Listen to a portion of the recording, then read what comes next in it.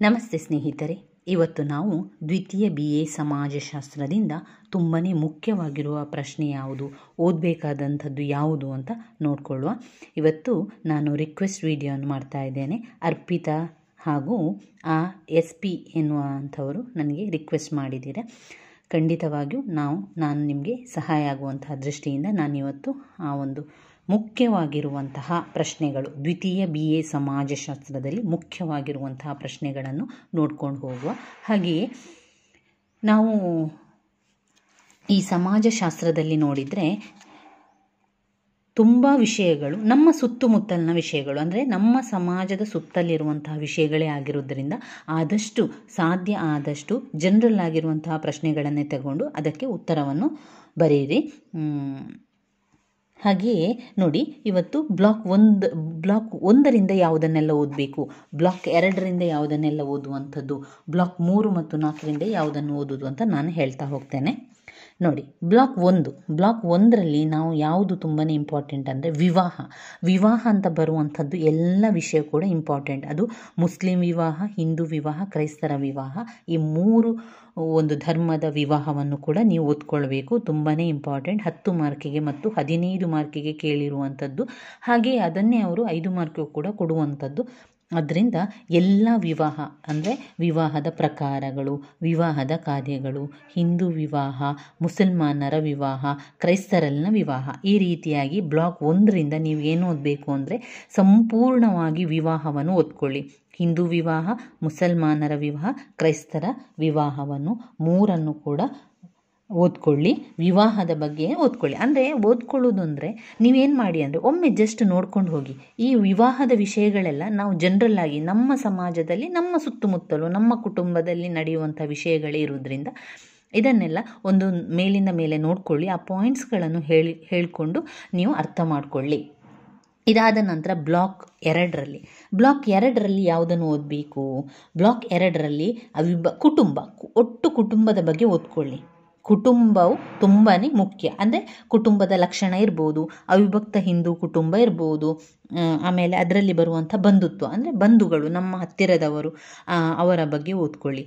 ಅಂದರೆ ಕುಟುಂಬದ ಬಗ್ಗೆ ಓದ್ಕೊಳ್ಳಿ. ಬ್ಲಾಕ್ 2ರಲ್ಲಿ ನೀವು ಒಟ್ಟಾಗಿ ಕುಟುಂಬದ ಬಗ್ಗೆ ಓದ್ಕೊಳ್ಳಿ. ಅದಾದ ನಂತರ ಬ್ಲಾಕ್ 3ರಲ್ಲಿ ಯಾವುದನ್ನು ಓದ್ಕೊಳ್ಬೇಕು? ಬ್ಲಾಕ್ 3ರಲ್ಲಿ 2 ತುಂಬಾ ಮುಖ್ಯವಾಗಿರುವಂಥದ್ದು ಕಾಣ್ಬೋದು. 15 ಮಾರ್ಕಿಗೆ ಬಂದಿರುವಂಥದ್ದು ಅನುಸೂಚಿತ ಪಂಗಡ, ಜಾತಿ ಮತ್ತು ಲಿಂಗ ವ್ಯವಸ್ಥೆಯ ಲಿಂಗಾಧಾರಿತ ಶ್ರಮ ವಿಭಜನೆಯ ಪರಿಕಲ್ಪನೆ 15 ಮಾರ್ಕಿಗೆ ಕೇಳಿದ್ದಾರೆ. ಲಿಂಗಾಧಾರಿತ ಶ್ರಮ ವಿಭಜನೆಯ ಪರಿಕಲ್ಪನೆ 15 ಮಾರ್ಕಿಗೆ ಕೇಳಿರುವಂತಹ ಪ್ರಶ್ನೆ.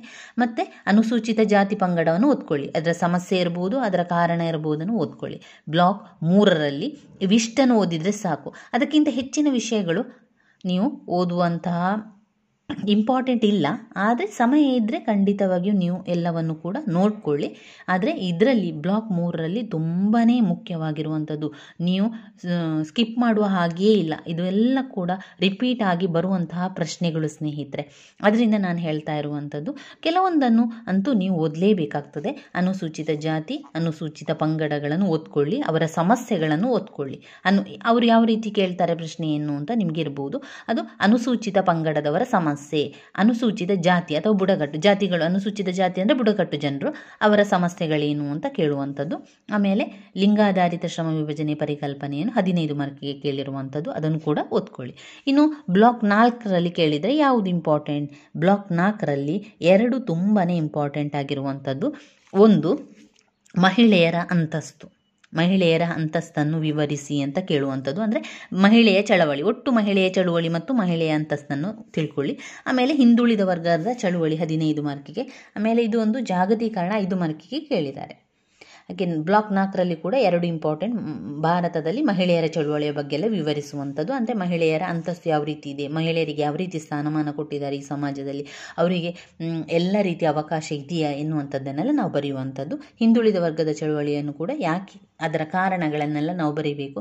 ಹಿಂದುಳಿದ ವರ್ಗದ ಚಳುವಳಿ ಯಾಕೆ ಆರಂಭವಾಯಿತು, ಯಾಕೆ ಅವರಿಗೆ ಶೋಷಣೆ ಆಯಿತು, ಅವರಿಗೆ ಅನ್ಯಾಯ ಆಯಿತು, ಅವರಿಗೆ ಸಮಾನತೆ ಸಿಗಲಿಲ್ಲ, ಅವರಿಗೆ ನ್ಯಾಯ ಸಿಗಲಿಲ್ಲ, ಇದೆಲ್ಲ ಕಾರಣ ಕೂಡ ಹಿಂದುಳಿದ ವರ್ಗದವರು ಚಳುವಳಿ ಮಾಡಲಿಕ್ಕೆ ಕಾರಣವಾಗಿರುವಂಥ ಅಂಶಗಳು. ಈ ರೀತಿಯಾಗಿ ನೀವು ಪ್ರತಿಯೊಂದು ಬ್ಲಾಕಿನಿಂದಲೂ ಕೂಡ ಎರಡೆರಡು ಪ್ರಶ್ನೆಯನ್ನು ಕಲಿತ್ರೆ ಖಂಡಿತವಾಗಿಯೂ ಸಾಕಾಗ್ತದೆ. ಎರಡೆರಡು ಪ್ರಶ್ನೆಗಳನ್ನು ಓದಿದರೆ ನಮಗೆ ಪಾಸ್ ಆಗಲಿಕ್ಕಂತೂ ಯಾವುದೇ ರೀತಿಯ ತೊಂದರೆ ಇಲ್ಲ. ಹಾಗೆ ಒಳ್ಳೆಯ ಮಾರ್ಕ್ ಕೂಡ ಅದರಿಂದ ಪಡ್ಕೊಳ್ಬೋದು ನಾವು. ಯಾಕಂದರೆ ಬ್ಲಾಕ್ 1ರಿಂದಲೂ ಅವ್ರು ಏನು ಮಾಡ್ತಾರೆ ಅಂದರೆ ಬರೀ ಕೇವಲ ಒಂದೇ ಬ್ಲಾಕಿನಿಂದ ಪ್ರಶ್ನೆಗಳನ್ನು ಕೇಳುವಂಥದ್ದಲ್ಲ. ಅವರೇನು ಮಾಡ್ತಾರೆ, ಮಿಕ್ಸ್ ಮಾಡಿ ಕೇಳ್ತಾರೆ.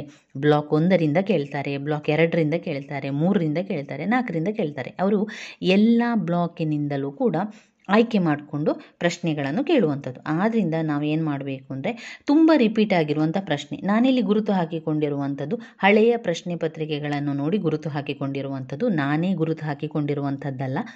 ನಿಮಗೆ ಯಾವುದೇ ನಾನೊಂದು ವಿಷಯವನ್ನು ಹೇಳ್ತಾ ಇದ್ದೇನೆ ಅಂತಾದರೆ ಅದರಿಂದ ಮೊದಲು ನಾನು ಸಂಪೂರ್ಣವಾಗಿ ಅದರ ಬಗ್ಗೆ ತಿಳ್ಕೊಂಡು ಅದನ್ನು ಬೇಕಾದ ವಿಷಯಗಳನ್ನು, ಈಗ ಹಳೆಯ ಪ್ರಶ್ನೆ ಪತ್ರಿಕೆಗಳನ್ನು ಹುಡುಕಿ ಅದರಿಂದ ಗುರುತನ್ನು ಹಾಕಿ ನಂತರ ನಿಮಗೆ ನಾನು ವಿವರಿಸುವಂಥದ್ದು. ನಾನೇ ನೇರವಾಗಿ ಈ ಒಂದು ಗುರುತನ್ನು ಹಾಕಿರುವಂಥದ್ದಲ್ಲ. ಇದು ಹಳೆಯ ಪ್ರಶ್ನೆ ಪತ್ರಿಕೆಗಳಲ್ಲಿ ಬಂದಿರುವಂತಹ ಪ್ರಶ್ನೆಗಳನ್ನು ಗುರುತು ಹಾಕಿ ನಾನು ನಿಮಗೆ ತಿಳಿಸುವಂಥದ್ದು. ನಿಮಗೆಲ್ಲರಿಗೂ ಕೂಡ ಒಂದು ಸಹಾಯ ಆಗಲಿ ಎನ್ನುವಂಥ ದೃಷ್ಟಿಯಿಂದ ನಾನಿವತ್ತು ನಿಮಗೆ ಈ ವಿಡಿಯೋವನ್ನು ಮಾಡ್ತಾ ಇರುವಂಥದ್ದು. ಕಾರಣ ಏನಂದರೆ ನಮಗೆ ತುಂಬ ಸಮಯದ ಅಭಾವ ಇರ್ತದೆ. ಅಂದರೆ ಹಗಲಿನಲ್ಲಿ ಅನೇಕ ಜನರು ಕೆಲಸಕ್ಕೆ ಹೋಗ್ತಾರೆ, ಕೇವಲ ರಾತ್ರಿಯಲ್ಲಿ ಮಾತ್ರ ನಿಮಗೆ ಓದಲಿಕ್ಕೆ ಸಮಯ ಇದೆ. ಆವಾಗ ಎಲ್ಲ ಹಳೆಯ ಪ್ರಶ್ನೆ ಪತ್ರಿಕೆಗಳನ್ನು ಹುಡುಕಿ ಗುರುತು ಹಾಕಲಿಕ್ಕೂ ಕೂಡ ಸಮಯ ಬೇಕಾಗ್ತದಲ್ವ. ಈ ರೀತಿ ನಾನು ಹೇಳಿಕೊಂಡ್ರೆ ನಿಮಗೂ ಕೂಡ ಸುಲಭ ಆಗಲಿ ಎನ್ನುವ ಒಂದು ದೃಷ್ಟಿಯಿಂದ ನಾನು ಹೇಳ್ತಾ ಇರುವಂಥದ್ದು. ಯಾರೆಲ್ಲ ಇನ್ನೂ ಓದಲಿಕ್ಕೆ ಆರಂಭ ಮಾಡಲಿಲ್ವೋ, ನಾನು ಪದೇ ಪದೇ ಹೇಳ್ತಾ ಇದ್ದೇನೆ, ಯಾರೆಲ್ಲ ಇನ್ನೂ ಓದಲಿಕ್ಕೆ ಆರಂಭ ಮಾಡಲಿಲ್ಲ ಖಂಡಿತವಾಗಿ ಇವತ್ತಿನಿಂದ ಆರಂಭಿಸಿ. ಇವತ್ತಿನಿಂದ ಗುರುತಾದರೂ ಹಾಕ್ಕೊಳ್ಳಿ. ಆ ಪ್ರಶ್ನೆ ಎಲ್ಲಿದೆ ಅಂತಾದರೂ ನೋಡ್ಕೊಳ್ಳಿ. ಆ ಪ್ರಶ್ನೆಯ ಒಳಗೆ ಏನಿದೆ ಅಂತ ಒಮ್ಮೆ ನೋಡ್ಕೊಳ್ಳಿ, ಪಾಯಿಂಟ್ಸ್ ಇದೆಯಾ ಅಂತ ನೋಡ್ಕೊಳ್ಳಿ. ಜಸ್ಟ್ ಒಮ್ಮೆ ಓದಿಬಿಡಿ. ಈ ರೀತಿಯಾಗಿ ಇವತ್ತಿನಿಂದ ಪಾಠವನ್ನು ಓದ್ಕೊಳ್ಳಿಕ್ಕೆ ಆರಂಭ ಮಾಡಿ. ಇದರಿಂದ ಏನಾಗ್ತದೆ, ನಿಮಗೂ ಕೂಡ ಪರೀಕ್ಷೆ ಸಮಯದಲ್ಲಿ ಅಂದರೆ ಪರೀಕ್ಷೆ ಹಿಂದಿನ ದಿವಸ ತುಂಬ ಕಷ್ಟ ಅಂತ ಅನಿಸೋದಿಲ್ಲ. ಹಾಗೆ ನೀವು ಓದಿದ್ದು ನಿಮಗೆ ಆ ಒಂದು ಸಮಯದಲ್ಲಿ ನೆನಪಿಗೆ ಬರ್ತದೆ. ಅದಾದಮೇಲೆ ಯಾವ ರೀತಿ ಒಂದು ಟೆನ್ಷನ್ ಕೂಡ ನಮಗೆ ಅನಿಸೋದಿಲ್ಲ. ಅದರಿಂದ ನಾನು ಹೇಳ್ತಾ ಇರುವಂಥದ್ದು, ಇವತ್ತಿನಿಂದ ಓಪನ್ ಮಾಡಿ, ಬುಕ್ ಓಪನ್ ಮಾಡಿ, ಗುರುತು ಹಾಕ್ಕೊಳ್ಳಿ, ಎಲ್ಲಿದೆ, ಯಾವ ಪ್ರಶ್ನೆ ಎಲ್ಲಿದೆ ಅಂತ ನೋಡ್ಕೊಳ್ಳಿ.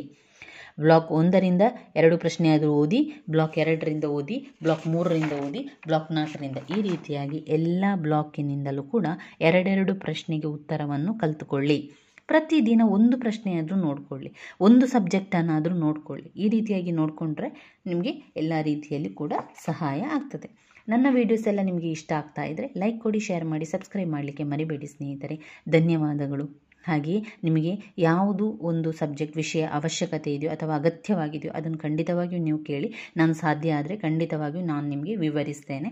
ಹಾಗೆ ನಿಮಗೆ ವಿವರಿಸುವ ಮೊದಲು ನಾನು ಕೂಡ ಸ್ವಲ್ಪ ಅದರ ತಯಾರಿ ಮಾಡಿಕೊಳ್ಬೇಕಾಗ್ತದೆ.